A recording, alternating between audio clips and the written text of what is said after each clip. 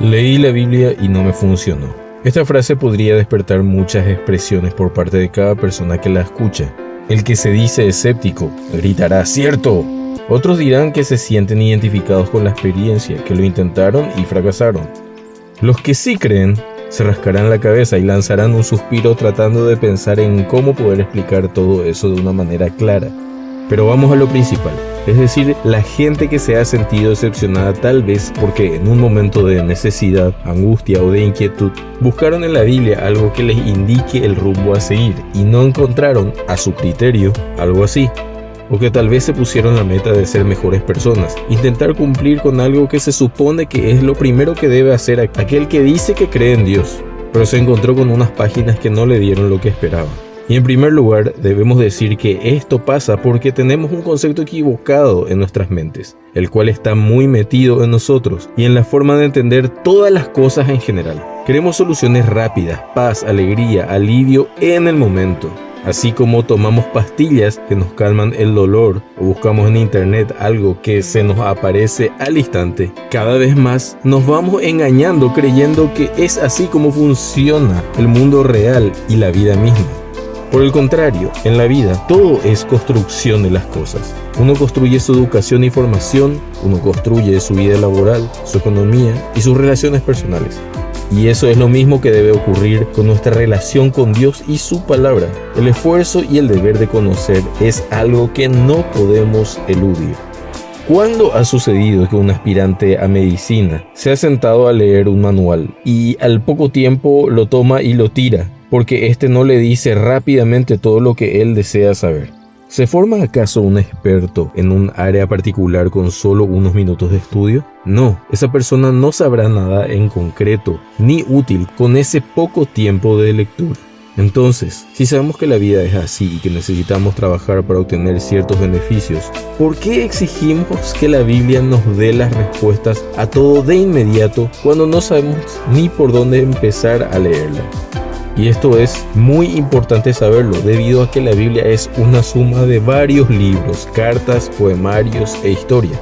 Entonces, si yo agarro una Biblia y abro sus páginas, en la historia, por ejemplo, de un combate del pueblo de Israel o en la historia de uno de sus reyes, tal vez no encuentre algo que venga a calmar mi ansiedad, como podrían ser los versículos famosos como por ejemplo, cuando ande en valle de sombra de muerte no temeré mal alguno, u otros versículos similares. Pero eso no significa que estas historias carezcan de un sentido y ayuda para nuestras vidas. De hecho, sí tienen esas cosas, pero necesitamos saber cuál es la forma de leerlas para poder comprenderlas correctamente.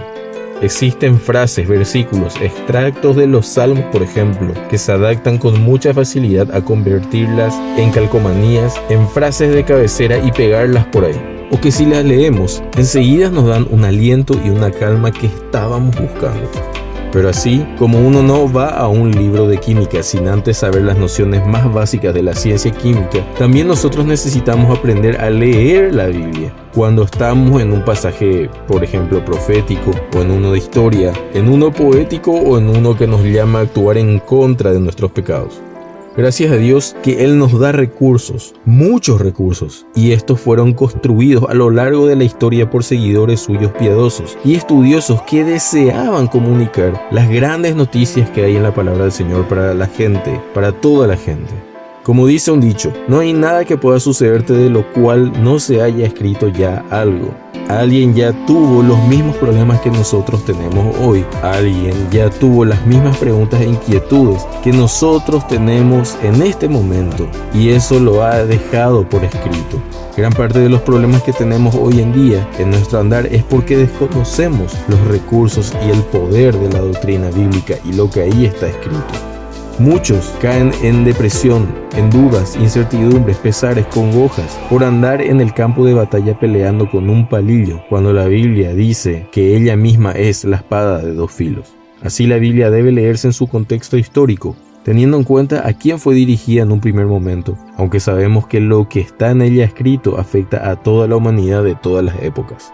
Debemos entender, por ejemplo, que cuando Cristo dice que debemos amar al enemigo, Él se refería en ese momento histórico a su contexto, que era el de un país, Israel, invadido por un ejército extranjero, que eran los romanos.